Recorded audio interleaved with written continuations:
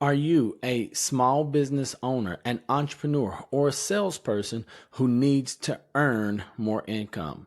If so, you're going to want to watch this video because I'm going to share the one thing that you must do to earn more, to make more money. And believe it or not, we're going to jump right in. The key is to stop selling. Now, you're probably saying, hey, I said I need to make more money as a salesperson, as a business owner, as an entrepreneur, and you're telling me that I need to stop selling. Well, the answer is absolutely, because there is a formula for us to follow if we want to earn more, and that is to solve more plus sell less will make you earn more. Solve more, sell less, earn more. Well, here's what I mean by that simple formula. It means that we as human beings, yes, yourself included, we hate being sold to. I find it amusing that as we go through sales training or through business school, especially when it comes to this idea of sales, that we are taught all of these techniques and tricks and tips and types of closes to get someone, to persuade someone to purchase, to sign, to complete the sales transaction. Well, ultimately, I believe that if I really want to earn more, that I have to sell less. And here's what I mean by that. You just heard me tell you that you do not like being sold to.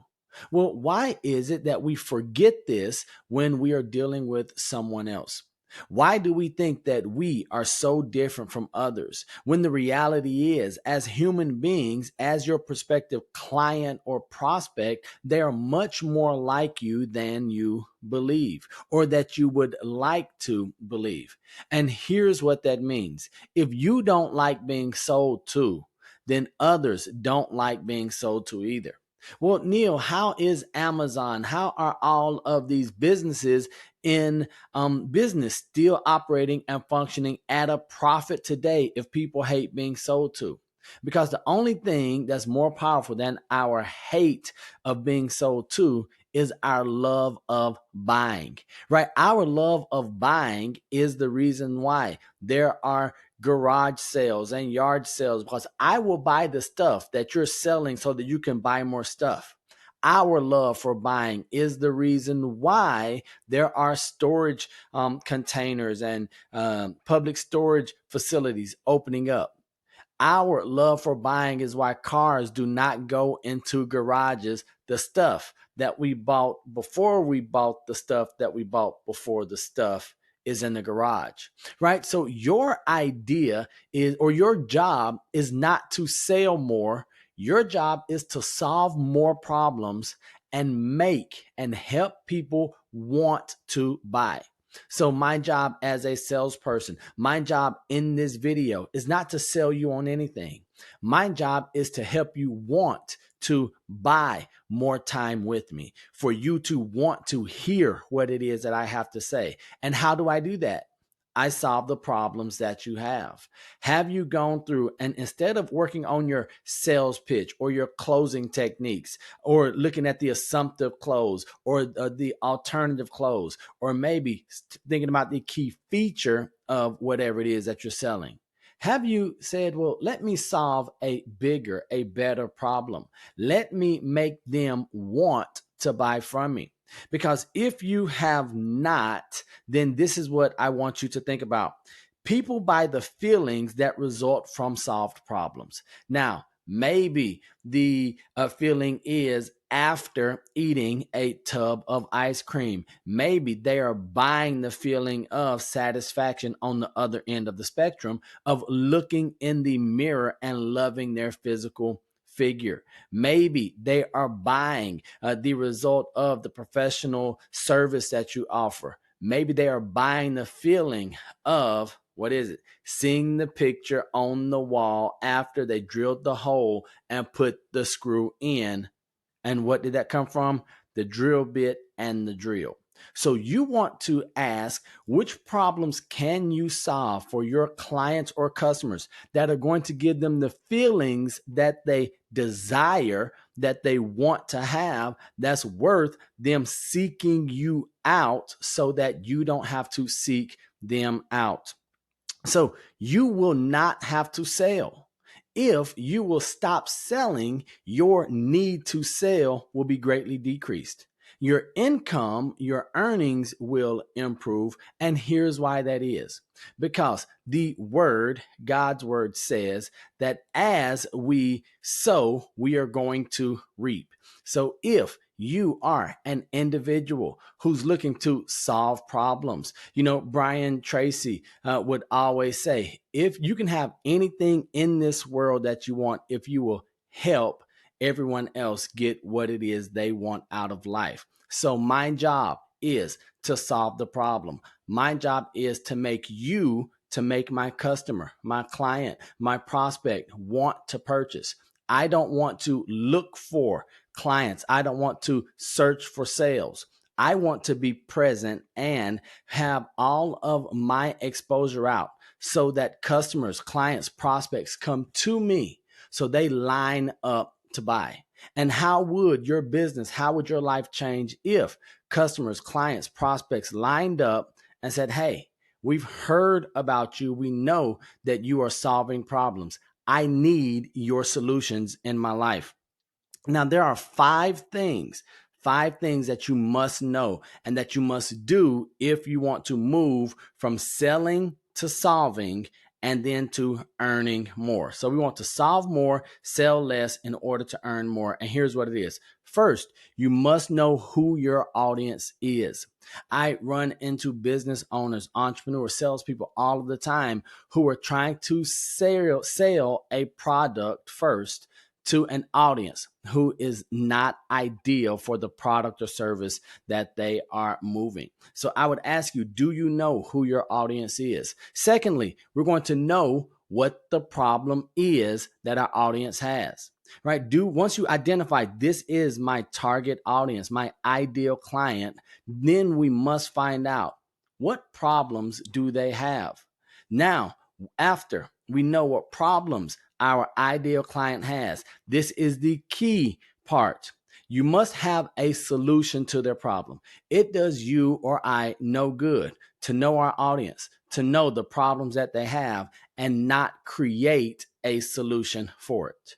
Right? Because if we get there, there's still some disconnect. It's still easy for salespeople, business owners, entrepreneurs in their daily business, in their day-to-day activities, to know who they want to serve, to know the problems that they have, but not have a proper solution to do so. But guess what? That's only 3 of the 5, so we're still not done. Point number 4 is that we must effectively communicate your ability to solve it and the value that your solution has. And this is where many of us, if we're being honest, this is where we fall off, where we might know the audience, we might know their problem, we might even have a solution for their problem, but oftentimes, unfortunately, we cannot effectively communicate our solution, the ability to solve the problem, and the added value for the consumer or the customer. So right there, I want you to ask yourself, maybe you've done a very good job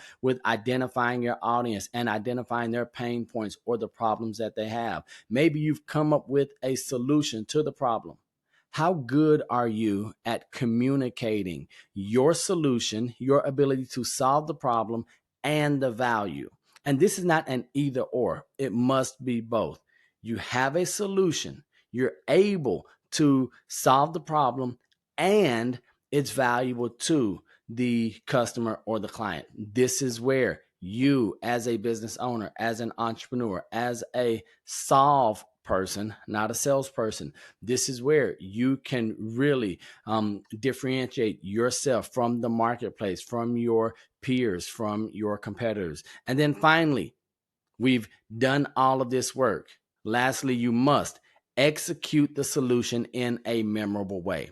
If we've gone through the first 4 steps of knowing the audience, identifying their problem, creating a solution, communicating our ability to solve the problem, and that it does have value, if we cannot execute the solution in a memorable way, the first 4 steps of this formula have been wasted. Or you were not going to maximize the effect. We're not going to maximize the return on those. So maybe you are executing the solution today. Maybe in your business, in your service, whatever it is, you're executing the solution. Someone asks for A, B, and C, you give them A, B, and C.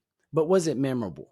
What's going to make them tell their friends? What's going to have them send referrals back? What's going to have them buy from you again a second time? How will they ascend as a client instead of maybe purchasing your baseline product or service? Have you exceeded their expectation? Have you made this entire transaction or relationship memorable so they come back and want to experience this thing again? And so that's where I want to ask you, it is not enough for us to meet the expectations of our customers or clients. We must at all times seek to exceed their expectations and perform the solution and to execute the solution in a memorable way. So these are some questions that I want to leave you with, and I'm just going to ask them. Where are you strongest, right? If we were to look at that 5-step, are you really strong at identifying your customer, knowing what their problems are, being able to create a solution to the problem, effectively communicate your ability to solve it and its value, or are you really good at executing the solution in a memorable way? And when I say you, I'm talking about you as a business owner, as the leader. And the reason I want you to ask that question is because your business, your customers, your clients, your legacy needs to know, where do we need to shore up? Where do we need to build around? And where should you be spending all of your time, energy, and effort? And then, where are you the weakest? Right? Which of those are you not really good at? Is it this whole idea of solving the problem, knowing how to come up with the solution? If that's the case, maybe you bring partners in, or you have a think tank. Maybe you do what King Solomon and Napoleon Hill encouraged us to do, to leverage the power of the mastermind. And then here, these last 2 questions are some practical application questions that I would love for you to dive into. The first one is going to be, how can you improve your level of service quickly? What's the low-hanging fruit? Is there something that you can do so that you can solve more problems faster for more people quickly?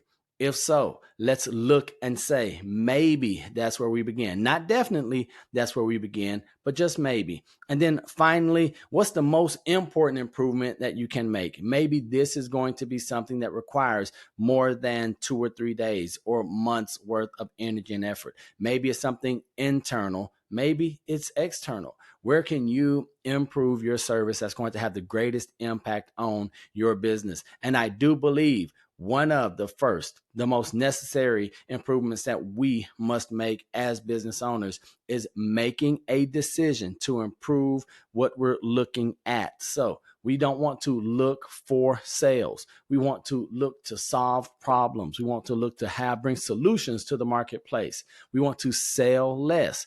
And we know history has shown us, despite what we might see on social media, on IG, Facebook, LinkedIn, TikTok, if you solve more problems, if you sell less, you will earn more if you can effectively walk through those 5 steps. So I would love for you to leave a comment in the comment section of this video. I want to know what it is that you're thinking as a business owner. Do you agree? Do you disagree with the solve more, sell less, earn more? I'm just curious. I know that in my life, in the lives of my mentors and my coaches, those who have come before me and experienced fantastic results, hopefully one day I will be side by side with them.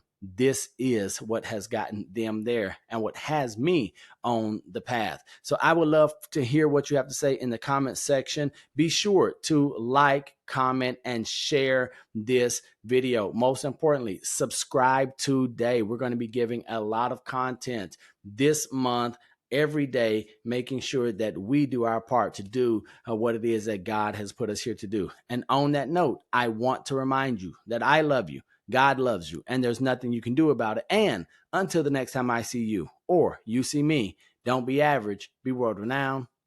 Peace.